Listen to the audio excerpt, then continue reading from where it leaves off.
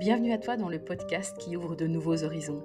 Je chemine avec toi avec authenticité et je t'invite à te reconnecter à toi, à la voix du cœur, pour mettre plus de joie et d'harmonie au cœur de ta vie. Il est difficile de rester soi-même, d'agir en accord avec ses désirs et besoins lorsque l'entourage ou les événements de la vie tentent de nous détourner de notre chemin. Et si pour retrouver ce chemin et l'alignement, nous commencions par mieux nous écouter? Il réside en chacun de nous une petite voix bienveillante qui ne cherche qu'à se faire entendre. Pourtant, au contact des autres, de par notre éducation ou des injonctions véhiculées par la société, celle-ci est trop souvent étouffée. Pourquoi ? Parce que c'est parfois difficile de se montrer authentique, d'exprimer ce que l'on pense vraiment, ou même d'agir comme nous le souhaitons. De nombreuses peurs peuvent surgir et nous empêchent de nous écouter. La peur de ne plus être aimé, d'être jugé ou même rejeté.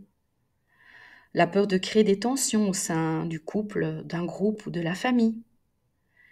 Toutes ces limitations éteignent notre petite voix intérieure. Pourtant, elle sait ce qui est bon pour nous.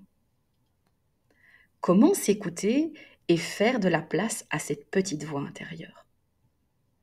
Tout d'abord en essayant de ne pas tout contrôler. Le lâcher-prise et l'acceptation que la vie ne soit pas un scénario parfaitement orchestré.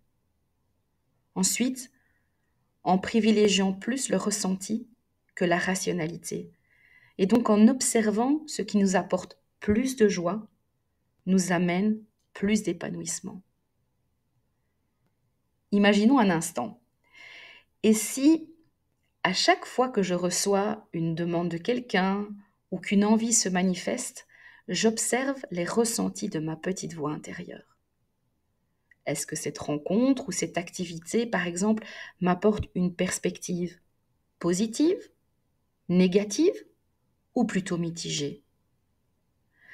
Toute cette réflexion m'a amenée à penser à la période des fêtes de fin d'année qui approche et qui remporte la palme d'or en matière de non-écoute de soi. Dans certaines familles, les traditions se perpétuent et il est très difficile de les changer. Du genre, on organise à tour de rôle le repas familial. Si je ne participe pas au repas, ça va faire un scandale. Il est parfois difficile de trouver une issue, une échappatoire qui permet de se sentir plus à l'aise dans cette période festive. Pourquoi ne pas partir en voyage ? Ou proposer un repas en mode auberge espagnole ? Ou simplement expliquer que cette année, vous n'avez pas le cœur à célébrer et que vous préférez rester au calme chez vous. Se positionner engendre des remous, certes, dans les relations. Mais si vous ressentez que c'est bon pour vous, formulez votre position pour faire grandir votre paix intérieure. Il est essentiel de reconnaître que l'écoute de soi ne peut s'exercer dans un vide social.